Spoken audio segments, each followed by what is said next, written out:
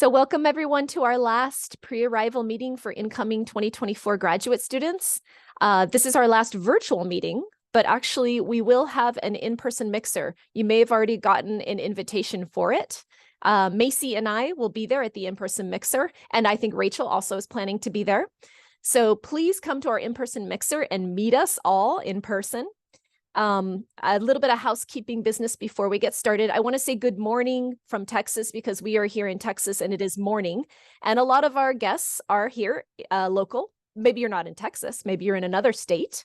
If you cannot come to the in-person mixer, we're sorry if you're not local, but we will have other virtual events going on throughout the year. So please pay attention to our social media, pay attention to your bulk mail, and you can join us in some other events.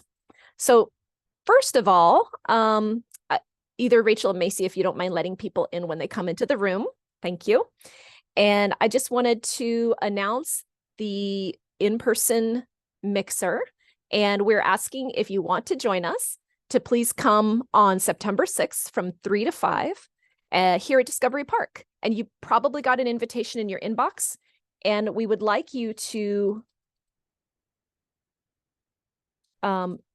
RSVP to this address. Whoops, I need to send it to everyone, not the waiting room. Okay, so this is the address where we're keeping the RSVP list. So please go ahead and RSVP to this address if you plan to join us. You don't need to RSVP your regrets if you cannot be there, but if you're planning to come, let us know, and we look forward to seeing you there. Also, I wanted to remind everyone that we have had several meetings starting last April. And if you have not been able to attend some of the meetings and you want to go back and review them, I'm putting the link in the chat. You can absolutely go back to this link, which I just put into the chat, and you can see the archived meetings. So we've archived a lot of the meetings. We had a meeting with housing. We had a meeting with our research professors. We had a meeting with our many of our professors from all the programs about how to be successful in class. We had a meeting with our student org presidents. So there's a lot of great information in these meetings. So please feel free to go back and watch any of them, and then just send us questions if you have questions about them. So before we get too far in, I do want to go ahead and have our two guests here introduce themselves. We are waiting on a couple more advisors who will be joining us, but Rachel, you want to go ahead and introduce yourself? Sure. Hi, everyone. Welcome. We're really excited to have you here at UNC. I'm Rachel Hall, the Assistant Director of Academic Advising for the College of Information. And we have a really great team of advisors that are ready and prepared to support you while you're starting, your graduate education. Or is this all graduate students? Yes, all graduate students. So yes. Starting your graduate school journey. Great, thank you. And then Macy, do you want to go ahead and introduce yourself? Macy's not an advisor, but she's going to be working in student services. Hi, everybody. I'm Macy Elzoncoli. I'm currently the executive assistant to the dean, but I'm helping out with some other student services events like Lisa mentioned. I'm looking forward to meeting all of you in person at the graduate mixer. So I hope you all can come. If not, I will see you at other virtual events. Great. Thank you, Macy. And I think most of you know me, but definitely there's some new people here who haven't been to some of the meetings. I can see that. I see a lot of names that I recognize. But just in case you haven't met me yet, I'm Lisa Hollinger, and I'm Assistant Director of Marketing and Outreach. And Macy and I are working hard together to plan a lot of activities for our students, for our graduate students. As you know, the first one is the in-person mixer. But we also have a day coming up that I want to tell you about that's really exciting. It's called Day of Health Informatics, Day of Data Science. And what it will be is a kind of like a mini conference. It's going to be held at Frisco Landing. And I'm going to give you the link so that if you want to join us, you can sign up. I'm putting it in the chat right now. You can sign up to join us. And the great thing about this day is you don't have to be a health informatics student or a data science student to join this day. There will be some cybersecurity issues that come up there. There will be information science topics that come up there. There will be student poster sessions on research. So, you know, the students that have been here for a while will be there. You'll get to meet students, you'll get to meet faculty, and you'll get to meet industry experts. So we really hope you'll join us for this day. Go ahead and RSVP on the website. You can fill out a web form. We will be providing transportation from Discovery Park to Frisco Landing by bus. If you don't have a car, of course, you're welcome to bring your own car if you have one, or ride with friends. So we want to know, do you need a ride? Because if you do, we need to know how many people we're going to put on a bus. And if you have any questions after you look at the website about that day, it's still in progress. We have our program about half full, but we're still working on getting the rest of the program up on the website. And it will certainly be done by September 20th, which is the day of the event. It is a Friday. And some of you might have class on Friday, but if you don't have class on Friday, or you can tell your professor, I want to be at this event, can I please miss class? That might be a possibility too. Don't tell them I told you that though. Okay, let's go on to Yasmin. You want to go ahead and introduce yourself? Hello, good morning. My name is Yasmin Wingo, and I'm an academic advisor within the College of Information, and I advise data science students. Excellent. Thank you, Yasmin. Okay, so before we get too far into our questions, which by the way, thank you to those of you who sent questions in for the advisors. I have them here ready to go. I want to know. Amy Yeah. is also here, so I wanted to let you know Amy. Okay. is here. Oh, I'm sorry, Amy. I just now saw you. Okay, go ahead and Amy, introduce yourself. Hi, I'm Amy. I'm one of the data science advisors as well. All right, thank you, Amy.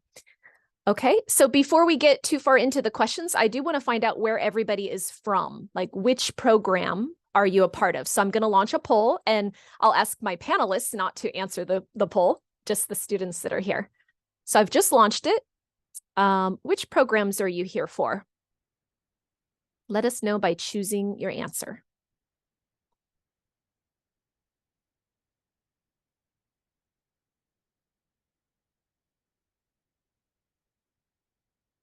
.23 out of 27 have answered. I wonder if that just excludes us, maybe.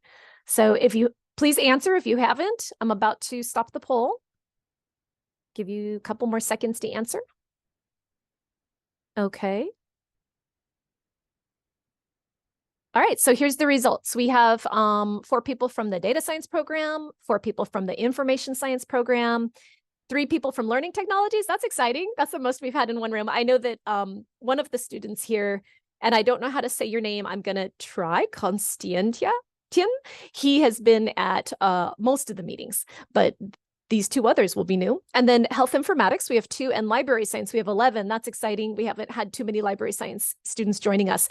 I know one linguistic student said she would be here, so she's probably just running a little late.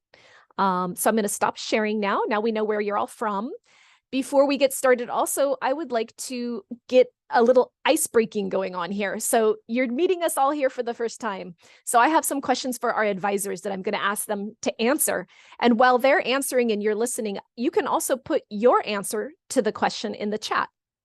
These are just general get to know you type questions. We want to know you and we want you to know us. So my first question is, what is your favorite sweet snack? And we'll start with Rachel. Rachel, what's your favorite sweet snack? Right now, I'm really a fan of like sea salt caramel and dark chocolate. So anything that's like got those combinations, those are, yeah, that's my guilty pleasure. Okay, so sea salt, caramel, and dark chocolate. If you agree with Rachel, you can let us know in the chat. Just I go like ahead. the salty sweet combo. Salty sweet combo. It is good. Yes. How about you, Macy? What's your favorite sweet snack? Oh, she put it in the chat. Chocolate cookies. Okay, if you agree with Macy, let us know in the chat. And then Yasmin, what's your favorite sweet snack? Well, Macy's still mine, but I would say Reese's peanut butter cups. Reese's peanut butter cups. Those are pretty popular here in the United States. My husband also loves those. Those are his kind of Achilles heel, even when he's trying to eat healthy. And how about you, Amy? What's yours?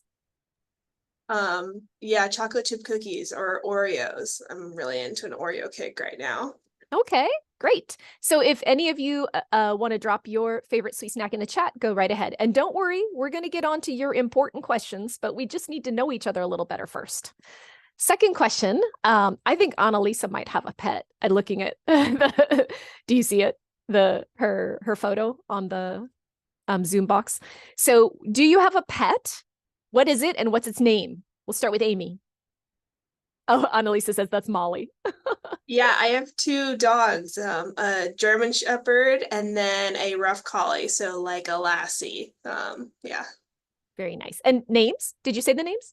No, my German Shepherd's is Tyke, the goddess of good luck and fortune, and then Maya is the goddess of fields, which I think kind of encompasses a lassie, you know. Yes, very nice. Okay, what about you, Yasmin? Do you have a pet? I don't have a pet. However, my boyfriend has a pet, and it's a white German Shepherd Husky. Okay, so you probably spend some time with that pet. Yeah. Yes. Okay, I see Macy says she has a cat named Luna. That's cute. A cat named Luna. My daughter has two cats. I have two dogs, Willow and Mia. And Rachel, do you have a pet? I have two pets. I have two cats, Bingley, who is an orange tabby, and Darcy, who is a female, but they're best friends. So that's why I went with that name combo. And so, yeah, they're really, really cute, really sweet. Very nice. Some of the students are making me hungry in the chat with their favorite sweets. If you guys have noticed, we got peanut M&Ms, brownies, Nature's Bakery fig bars. Now that's kind of healthy. I don't know about that one. Great. So if you all want to drop your pets' names and types in the chat, go right ahead. We're going to move on to the next question. Where were you born? I was born in California. Yasmin, where were you born? I was born at Parkland Hospital here in Dallas. Here in Dallas. Okay. What about you, Amy? I was born in San Antonio. San Antonio. Okay. And Rachel? I don't know the name of the hospital, but I was born in Arlington. Yeah. Arlington. Yes. Mhm. And I see that some of our students also were born in Texas. Karen was born in Taylor, Texas. And then, oh, someone has 4 cats. That's a lot of cats. That's a lot of litter boxes. Macy says she was born in Lubbock, Texas. Very nice. So I'm the only one who wasn't born in Texas. Is that right? Everyone else born in Texas. Okay. Oh, someone was born in London. Caitlin Somebody was born in California. Oh, London, Ontario. Is that, what's ON? Is that Ontario? Is that, anyone know? Maybe you can tell me, Caitlin. Utah. What did you say, Amy? Somebody was born in California. Gilroy, California? Elizabeth. Yeah. Okay. Fellow Californian. We can talk, we can do Valley Girl talk when you get here. Okay, great. Oh, Arizona. We have people from all over the place. Okay, so it is Ontario. Thank you, Caitlin. And oh, Tamil Nadu, India. Someone from India. Welcome. Welcome wherever you were born. We're glad you're in Texas or soon to be in Texas. How many of you are already here? Any of you already here? You've already arrived? Ah, Gujarat. My son's girlfriend is from Gujarat. Oh yeah, Kira's here. Elizabeth is here. Oh, maybe she's saying she's born in Texas. Okay, great. A lot of people are already here. Well, welcome to Texas. It is hot, hot, hot, but you know, it is what it is. Our winters are lovely. Let's go to the next question. What is your favorite movie, TV show, book, or game? Just choose one of those that you want to share. I'm not ready. Oh, okay. Let's go with Yasmin. I don't have a favorite. Well, okay. The series I'm reading, it's Star Wars related, so I'm going through, I guess, a deep dive of Star Wars Okay, books. nice. Very nice. What about you, Amy? Or Chris's laughing. Probably Charmed or Gilmore Girls. Favorite series of all time. Wow. Okay. Those are old ones, but you watch them like on Netflix or reruns? Or- Yeah, I just like redo them. Yeah. Very nice. Macy, do you have a favorite one? Did you put it in the chat? Yeah, I didn't see it. Let me see. I see. I'm a The big fan of the Outlander Outlander series. series. Yep. Okay. All right. Great. I see someone that likes Lord of the Rings, and there's another Trekkie, Star Trek, or was it Star Wars? It was Star Star- Wars. Yeah. They are different, Lisa. Yes, I know. I Different. do know that. I'm not big on sci-fi, but I do know that. A Long Way to a Small Angry Planet. Caitlin, that sounds exciting. Is that a book? I love books. Yes. Okay. And Rachel, did you come up with an idea yet? Yes, I did. I like Pride and Prejudice, the book, obviously, and then the movie too. But also series, I've been liking Ted Lasso a lot. I think it's really, really great. I heard it's very funny. It's so funny. And I see Elizabeth says The Four Horsemen. That's a book. I will definitely be saving this chat so that I can check out the books that you all are recommending. And The Good Witch on TV, Jolene says. Okay. All right. What's your favorite place to hang out in Denton? Now, some of you may be around here in Denton, so you can share your favorite place in the chat, but definitely we're going to ask our advisors and Macy to share their favorite. Macy already shared East Side. Is that a area with like food? And Kiera says Beth Marie's. That's yummy ice cream for sure. Amy, do you have a favorite place? Gosh, I don't know. I really like downtown. Yeah, the square. And Elizabeth wrote that she loves recycled books on the square, and I agree. That is a really cool bookstore. So I highly recommend, if you're here from outside of Denton, that you go down to the square, check out Beth Marie's ice cream, and that might be your new favorite sweet. And then also go to the recycled books on the square, as well as other things. Rachel, do you have a favorite spot? Well, recycled is definitely a top spot, but yeah, the square has a lot going on, and East Side isn't that far of a walk from the square. So they have food trucks and stuff, and it's where you can get a little drink and play some darts and stuff. So yeah, lots of stuff to do in Denton. I love the Thai restaurant on the square, Thai Square. Have you all been to Thai Square? It is so good. Really good Thai restaurant. Yasmin, did you have a favorite spot? I don't have a favorite spot, but I've definitely been on the square. It's really nice. Really good food there too. Okay. And on campus, I love the Union. I think the Union's a great place to hang out. So have any of you been to campus yet, of the students that are here? If you've been to campus, Eagle Landing. Yes, I agree, Macy. That's really good food. Elizabeth, what's your favorite place on campus? She says she's been to campus. If you've been to campus, also drop your favorite place on campus for the newcomers who maybe have never seen our campus. Our last get to know you question. I agree, Elizabeth. The Union is really nice. What is your favorite? Whoops, that was our last question. So that's our last icebreaker question. We're going to move on to your very serious questions about advising. So this is our wonderful advising staff. They advise you on classes. So it could be that some of the questions that you've sent might be more appropriate for other people, but they can give you resources of who to contact when they are not the ones who have the information. And I also have spent some time collecting some resources for you. So here comes the first question. This is from Nirali. She's a brand new linguistics student. Rachel, you got to meet her the other day when she came by. And she's asking, can I register for classes in person? Who wants to answer that? You can register for in-person classes, but our registration system is online through the MyUNT portal. So I want to make sure I'm understanding the question correctly. So you cannot register for classes in person, like by going to the registrar's office and standing in a line and having them like add the courses to your schedule. That's something that happened like 20 or 30 years ago. I did that in college, and I hated it because you stood in this line and you had to be dressed and you had to be, and like you had to skip lunch, but now you can do it online. It's so much better. Everything is online through the MyUNT portal. There is an enrollment guide through the registrar's office to kind of help direct you through the steps of how to use our online system. So I'm going to pull up that link and put it in the chat. Excellent. 1 second.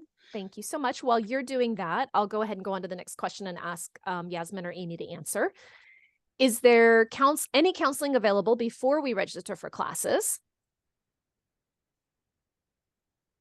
Yes, there is counseling. There is.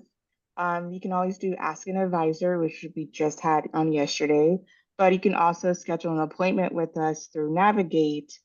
And then that's where you can select which time we have available for you to meet with us one-on-one for approximately 30 minutes or less.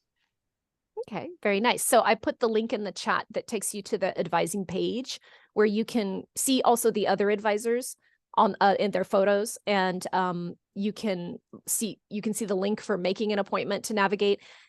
Rachel, are they already ready? Thank you for putting the navigate link directly in, Rachel. Are they already set up with their UNT IDs and everything and have no problem getting into Navigate? Should be. Should be. I mean, it depends on how recent the admission is, but I think we've been done with admissions for fall for a while. So everybody should be what's called matriculated in our system and should be able to schedule an appointment through Navigate. If you're having difficulty finding an appointment in Navigate, you can email us your advising availability to our email address.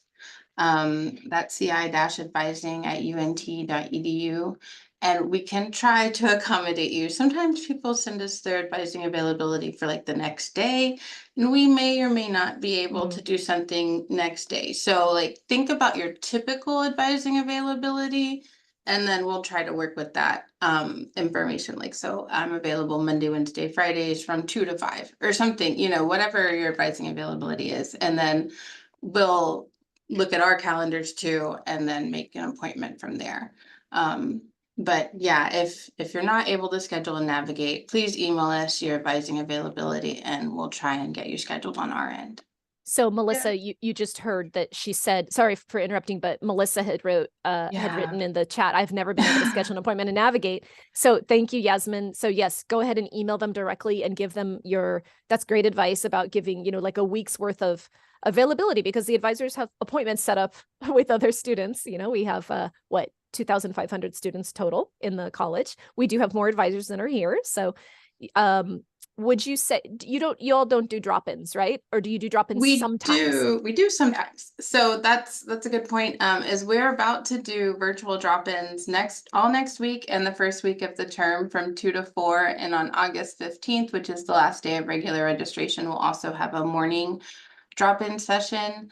So we're going to send out a blast email on Monday. We didn't want to send it out too early to let students know, but we do have the information available on our website, which is, we kind of have 2 websites. So I'm going to put this link in the chat too. Thanks. And Adam's working on, we're going to merge them so we can cut down on confusion a bit, but the virtual drop-in information is available at this link, and will be available online from 2 to 4 p.m.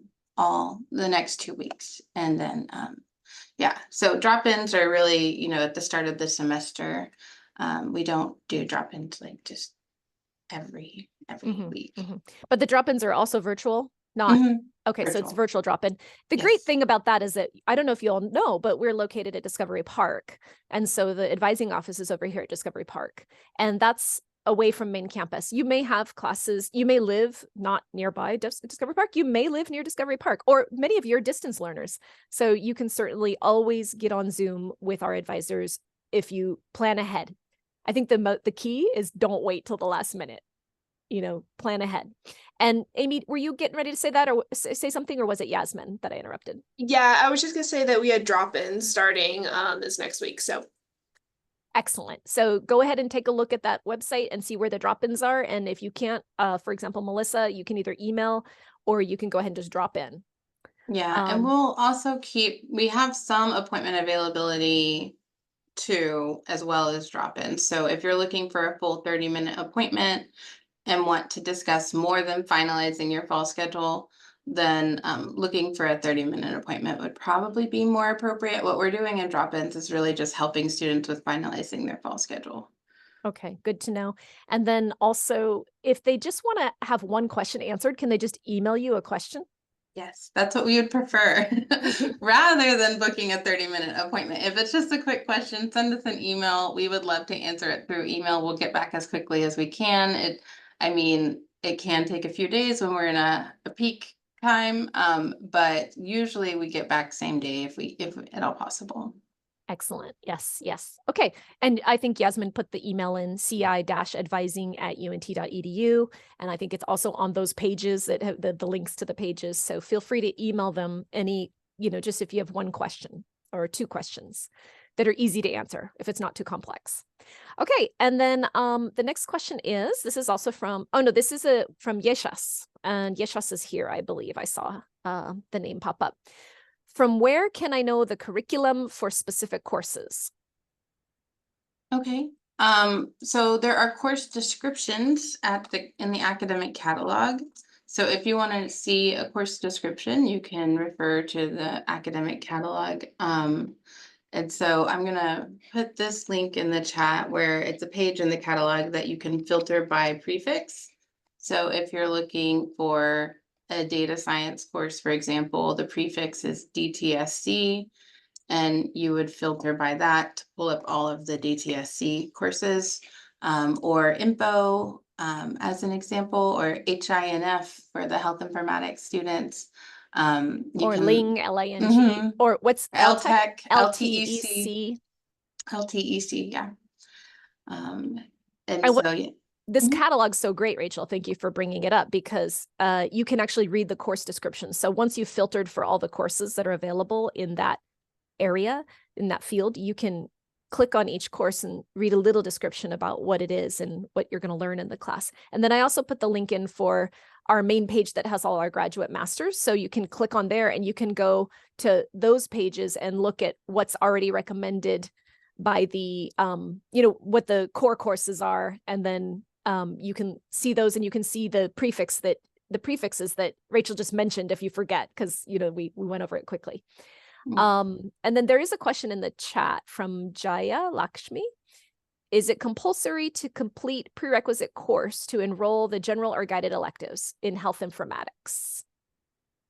No, like there aren't really any prerequisite courses. Like I think you may mean core courses. So you don't have to complete your core courses before taking guided electives or general electives. There is one course in the health informatics program, HINF 5770 or Info 5770. It's kind of a cross-listed course. It's the same class, but it is a prerequisite to another class, HINF 5771. So that is one instance in which there is a prerequisite, but 5771 isn't even offered this fall, so it's kind of a non-issue. But no, you don't have to complete all of the core before you can start taking your guided and general electives. You can start with one core or two core and one guided elective or something like that. And once you have, an idea of what you'd like your schedule to look like, or if you even make a schedule, you can definitely join drop-ins, and an advisor can let you know if it looks good or if they'd make any changes to your schedule. Okay, great. Shilp has a question, Patel. I also have one question. I signed up for 3 classes, 2 in person and 1 online. Great, right? That's what they need to do if they're an international student. I assume you're an international student. And Yeshas also wants to know the answer to this. But I haven't yet gotten the times and dates for the online course. Most of our online courses are asynchronous, meaning that there's no specific time that you have to be online. There might be a kind of recommended meeting time, but if there's not a meeting time posted in the schedule, then it's not going to have a required meeting time. So if you're not able to join, if the professor is like, I'd like to have a chat Wednesday evenings from 5 to 7. If you're not available on Wednesday evenings, maybe you have a son that's in T-ball or something and not able to go, then you can inform your professor, and usually those sessions should be recorded and archived if it was not advertised as part of the schedule. So you can work it out with them on how you're going to get the information that's covered in those chats. But if there's no required chat, everything else you complete just on your own time, but by the deadline. So I want to make sure that it's not that you can just complete the course all at once necessarily. Sometimes professors release assignments on like a weekly basis, but there will be set deadlines, and it's important to make sure that you meet those deadlines and pay attention to what those are, especially in online courses, because sometimes since you're not going in person, you don't have the same kind of reminders of important things that are coming up. So it's important to keep a schedule and stay organized with your online course. Would one of you like to speak to Canvas? Because I think that that's the key here is they need to understand that not only do they'll get a Canvas class, a shell, right? And they'll be able to join that. They will be put in the Canvas class. The professor will put them in. And then you can download Canvas on your phone, the app, and then you will get announcements. Yasmin or Amy, do you want to speak to the need for Canvas? Some of these people probably have no idea. Go ahead, Yasmin. Okay. Yes, Canvas is where all of your online courses will be housed. That's where you will also submit your homework as well. I'm not sure, Rachel, correct me if I'm wrong, if there is an in-person course and homework needs to be submitted there as well sometimes. Yeah, sometimes, yeah. There is still an in-person or a Canvas course for in-person classes if that's where the professor would prefer assignments be submitted or how they be submitted. So you'll be using Canvas quite a bit, Yeah. and you won't have access to your courses until the semester begins. So that's another kind of common question Yeah. that we receive is there's a Canvas link at the top of the UNT homepage. And it's also, if you just do canvas.unt.edu, that's how you can get to Canvas. But there's a Canvas link at the top of a lot of UNT websites, but definitely that, like, if I can't remember the URL, I just go to the UNT homepage and it's right up there at the top. And yeah, you can definitely download the app like Lisa was saying. I haven't had the pleasure to use the mobile app because the opportunity really, because I haven't done online courses in quite some time, but I think the mobile app, like being able to check in on emails and use that is also really nice. So yeah, you can definitely explore the mobile app and use it from a desktop or laptop machine as well. Yes, I think the mobile app is really important. I know that when I'm teaching classes, I want my students to get my announcement. I send announcements through Canvas. So it'll be like a text message. It pops up on your phone. Hey, you got an announcement from your teacher. And I'm seeing that Karen says that, she's never used Canvas before. At first you're like, oh my gosh, what's this? And then you really get used to it and it becomes kind of like your best friend. It's so easy to find everything you need in there. You don't have to talk to the teacher every time you need something. You can go there. The syllabi will be posted there. Your syllabi is also your best friend. So definitely take a look at the syllabi. I remember when I was a graduate student and I would go the first day of class to each class and get my syllabi, and I would go home and just get out a calendar and put all the dates in the calendar by hand. Now these days I put it in my phone, but I highly recommend you stay organized the way that Rachel was describing, and that you follow the Canvas class and you check in on the Canvas class every single day and you download the app. There is a question about waitlist. Oh, okay. I see Yasmin's answering it. Thank you, Yasmin. So let's, just in case someone else has the same question, what happens if waitlist classes do not confirm? And Yasmin says, if you're not moved from the waitlist into the course, then you will not be enrolled in the waitlisted course, right? So it looks like this might be an international student. In that case, they have to be in 3 classes, correct? Yes. So Yes. what would you advise if somebody's like waiting for a waitlisted class? We always advise, sorry, I don't want to monopolize the conversation here. So Amy or Yasmin, if you want to take it, let me know. But we Yeah, do that's fine. always, we Yeah. Amy's got it. Amy, you got it? Yeah. So Okay. we always advise that waitlist classes aren't guaranteed.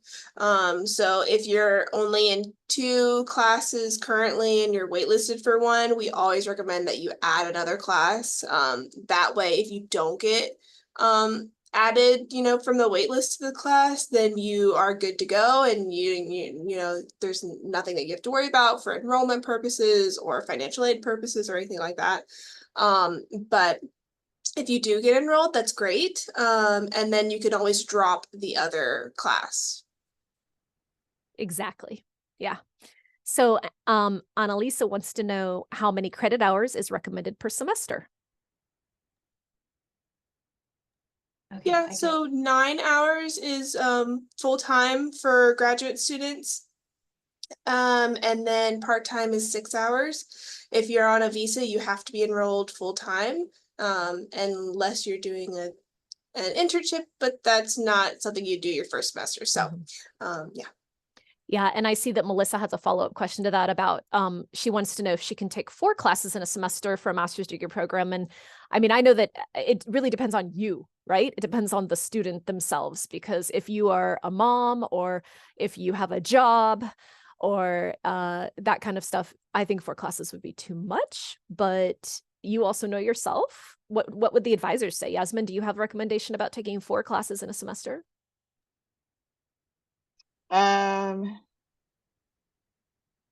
I personally don't recommend it because you just don't know what the course load is going to be for each class. So and then also, you don't want to extend yourself too far. So I don't recommend 4 classes. However, if it's a winter semester course leading into the spring semester, then sure. You can get Then 4 you in can one get 4 semester, done, but not yes. at the same time. Correct. Yeah. Correct. I think that's great advice, Yasmin. I agree. I think you need to understand that graduate level work is about double the amount of undergraduate level work. You may think, oh, I only have this class 1 day a week. It's going to be a lot of work outside of the class. Yeah. Yeah. And then, so Karen wants some, she says she's a part-time student and was going to start with 1 class. How doable is 2 classes? She works full-time and has 3 kiddos. Ooh, you're a go-getter, Karen. What do you think, Rachel? I think 1 class at a time is fine. There are some things to kind of consider if you're doing 1 class at a time.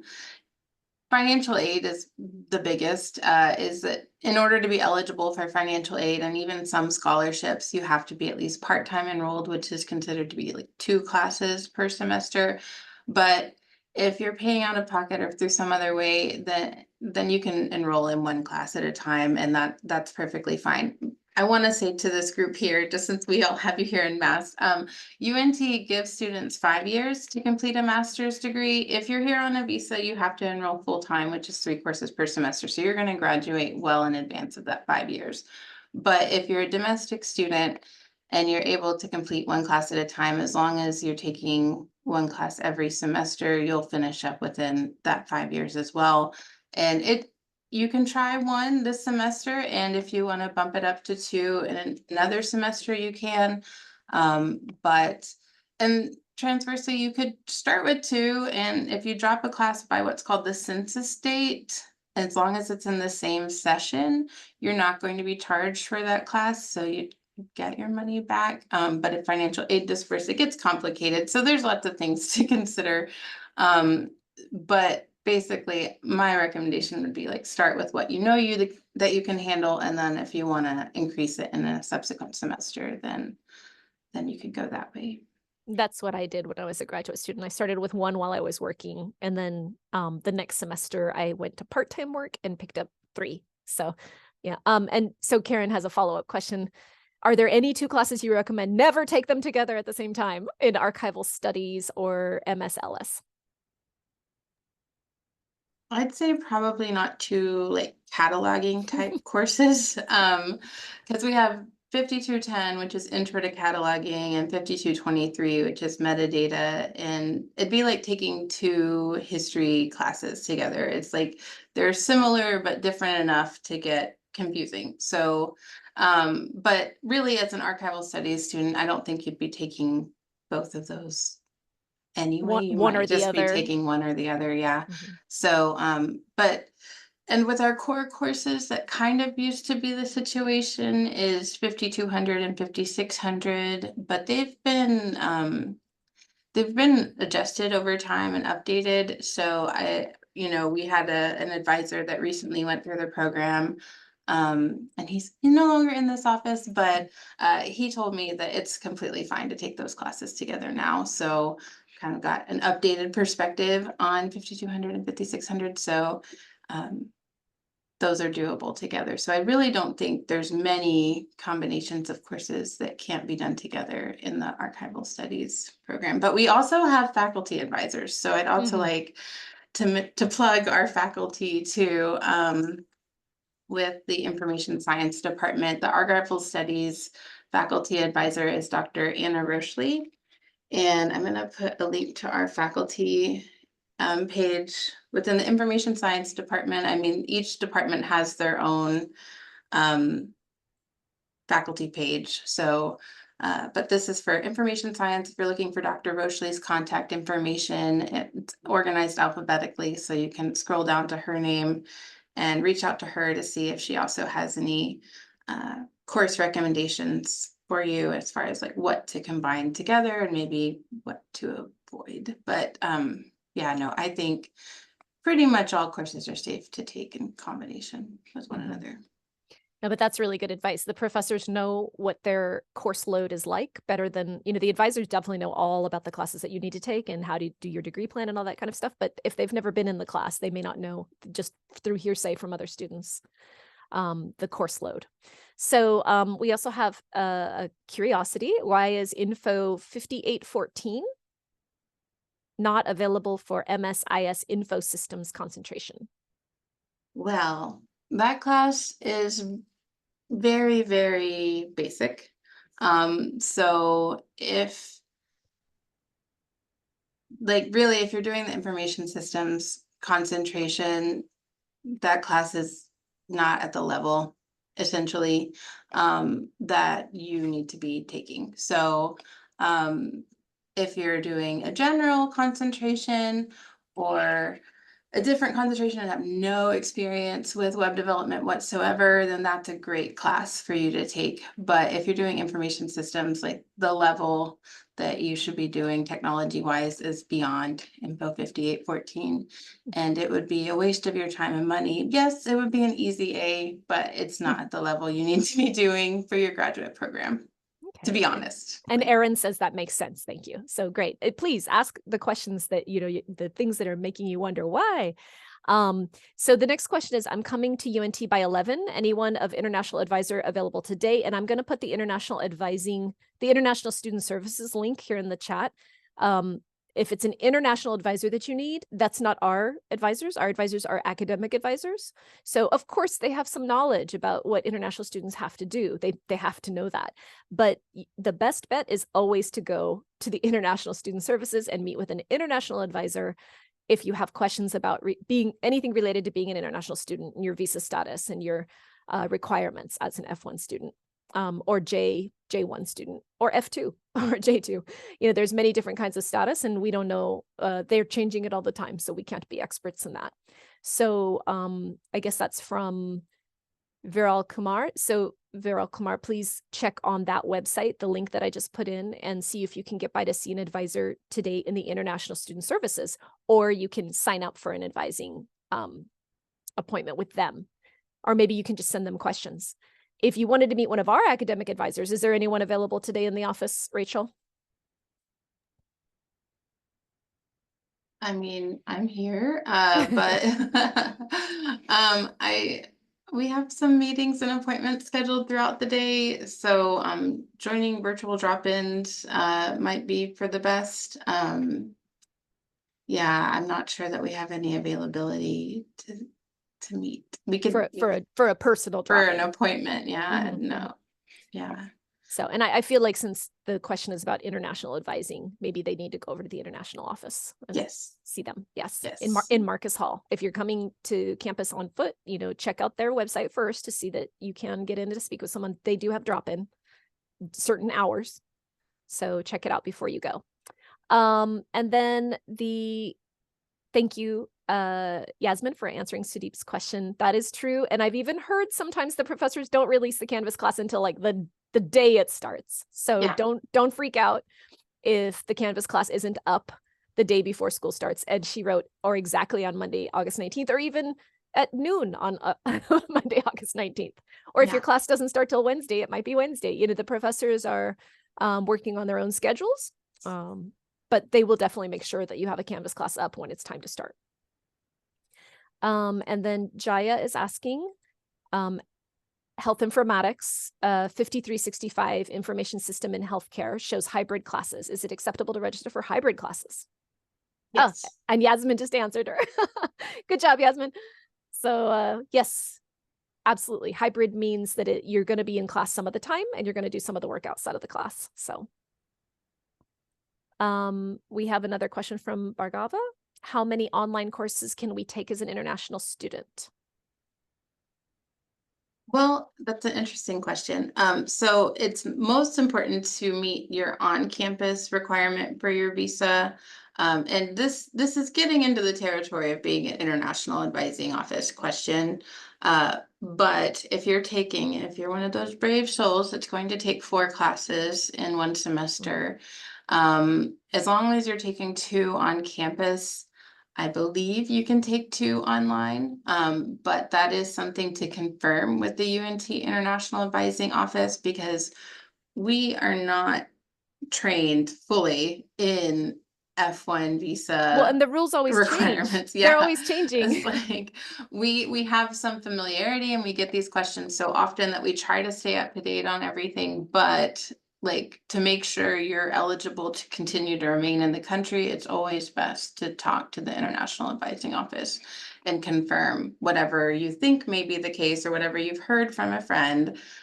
Make sure that it's the truth, because listening to your friends is not always the best way to go when it pertains to your ability to remain in the country. So talking to the International Advising Office and making sure to understand the best way to ask the question too, and that they're understanding what your question is, because sometimes students, I don't know, like they say they talk to international and then they come talk to us and they're like, oh, they told me to talk to you. And we're like, okay, what are the questions specifically that we're asking?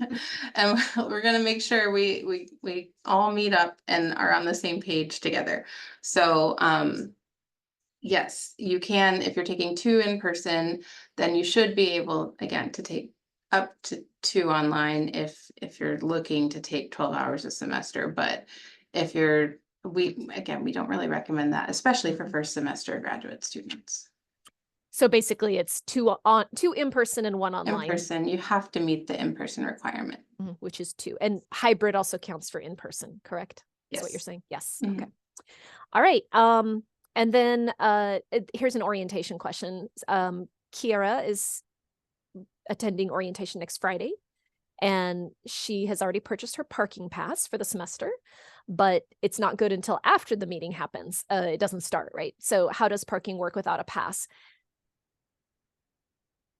You can do a day pass. Yeah, I think you that have to is get a visitor And, pass. yeah, and I think it's like $5 or something. Yeah. That's probably the safest bet, Amy. I agree, is to go ahead and purchase a day pass that you can print it off and put it in your windshield for $5. But I also think often for orientation, they have some parking lots for orientation and they don't do parking tickets in those lots during orientation time. So you might reach out to orientation services or what's it called? Transition and orientation office and ask them.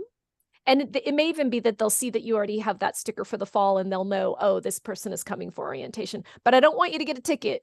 So double check with them. Okay, a follow-up question. When is the last day to register for courses? Currently, all my courses are on a wait list. This is from Bhargava.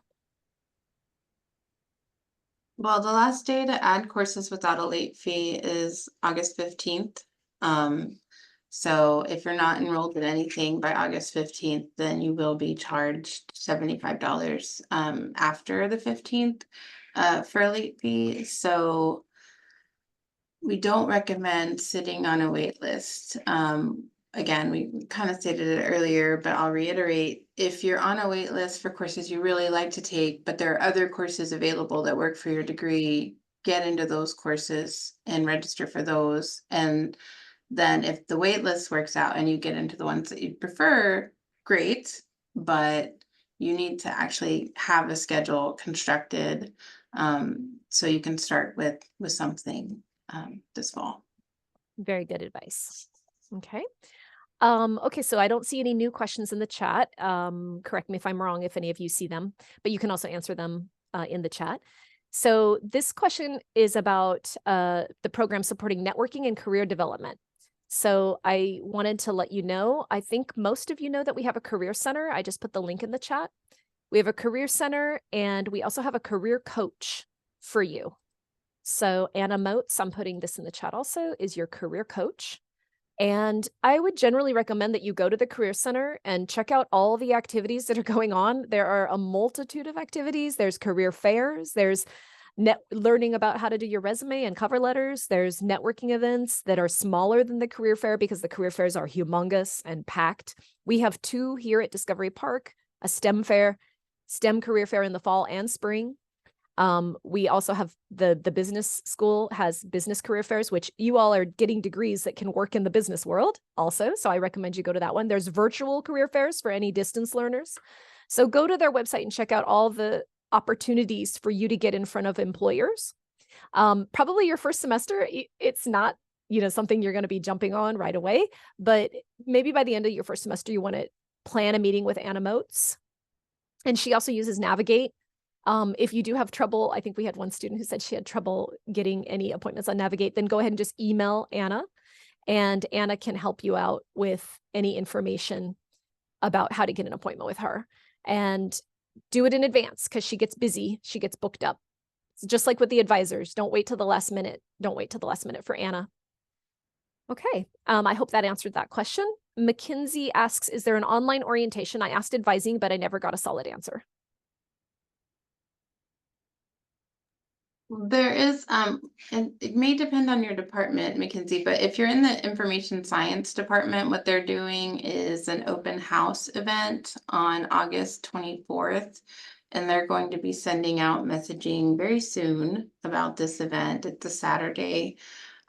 So if you're doing something within the information science department, then yes. And I think Dr. Cockrum in Learning Technologies is also planning an orientation session as well. And so she's working on coordinating that, and more information will be sent out to students in those programs. So there's an orientation from both department, and more information will be coming soon. It will likely go to your UNT email, so make sure that you're checking your UNT student email.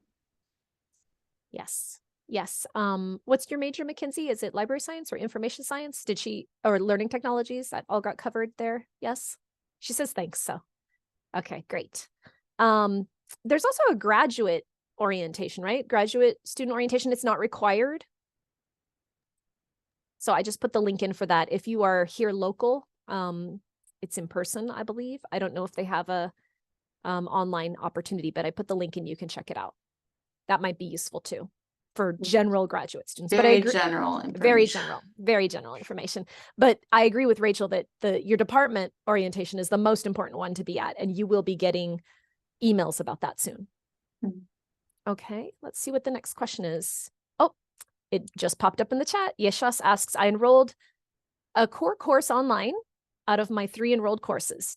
Data Science 5501, Fundamentals of Data Science. Is it okay? As long as you have 2 other in-person classes, yeah, that's fine. Okay, so it doesn't matter. I think Yasmin is saying it doesn't matter if it's your core course or an elective, as long as you have 2 in-person or hybrid and 1 online, it's okay.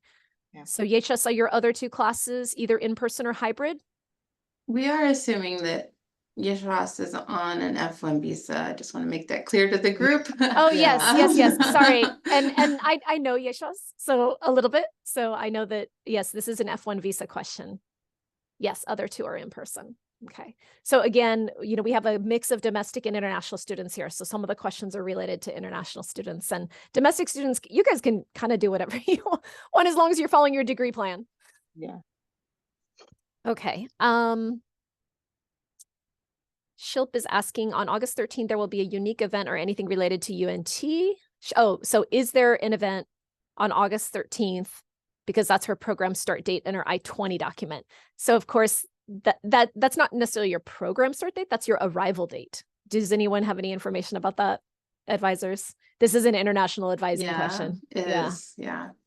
So Shilp, we would recommend that you reach out to international advising to ask about that.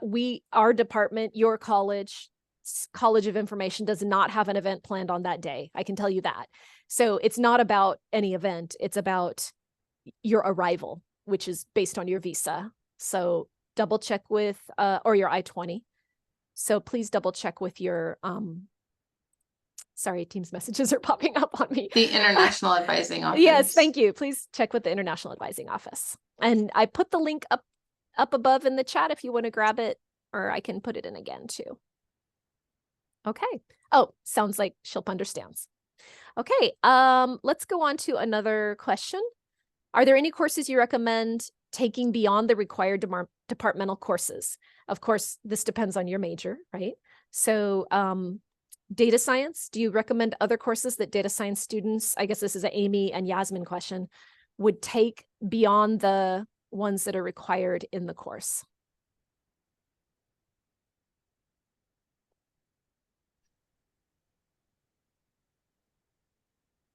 They're thinking. Clarify, sorry, can you kind of clarify Yeah. what? I think that this student is wondering about the opportunity to take courses in other departments in College of Information or customize their learning a little bit. That's what the question asks. Oh, okay, yeah. So perfect. I mean, I know that there are electives that are allowed, right, in data science. Yeah, so Maybe speak to those.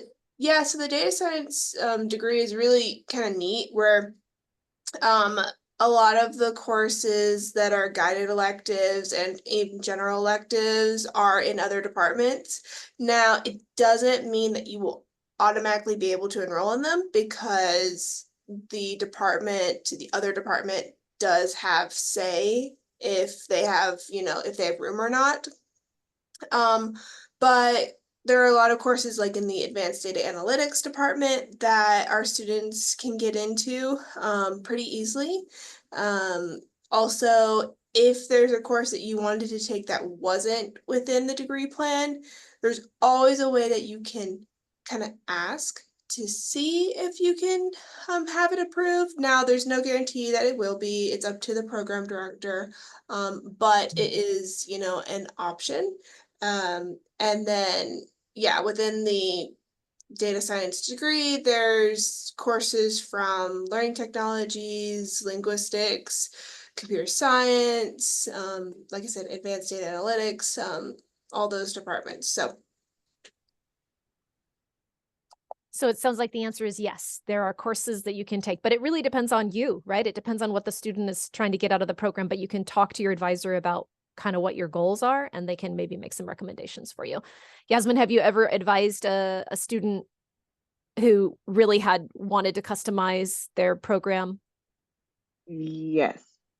And so that took, well, Several meetings. Yes, several meetings, but also getting approval from the program head so that it can be included on your degree and then obviously getting approval from the department. Mm-hmm.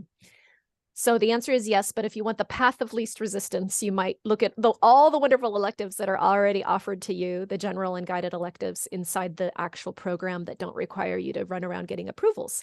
But absolutely talk to an advisor if you want to customize your program a little bit. And then this is our last question from Tony. Will this Zoom meeting be posted somewhere to rewatch and review? And yes, absolutely. All of our meetings are going to be posted, have already been posted under the link that I put in earlier, and I'll drop it in again. It's our pre-arrival meeting website, and we have had several meetings that you can watch there. And also this one will be posted. It'll probably take a couple days, maybe Monday or Tuesday, probably closer to Tuesday is when it'll get up because it has to be edited and then uploaded. So I hope that answers your question. And we're 1 minute from the top of the hour. I want to thank everyone so much for coming today. Thank you, Yasmin and Amy and Rachel. Your expertise is so useful to our students, and I hope all of you got a lot out of this meeting. I hope we'll see you all at the September 6th mixer. Please RSVP for us. And Macy and I will be there. And of course, some people will be winning prizes because of your digital points and badges that you've earned along this journey.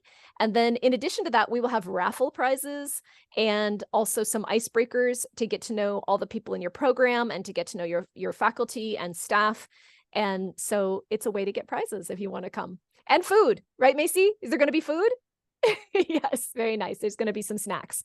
So if you have any questions about the pre-arrival meeting, the last one, which is in person, the mixer, just let me know. And if you can't make it, we're sorry we won't see you there, but please join some of our virtual events, which will be sent out 2 ways. One is by bulk mail, so always check your Eagle mail. And the other one is by social media. If you're not following us on social media, please start following us on social media. We are at UNT-COI on LinkedIn, Facebook, and Instagram. So join us in all those places. Thank you, everyone. Have a great day. Have a happy Friday. Good weekend.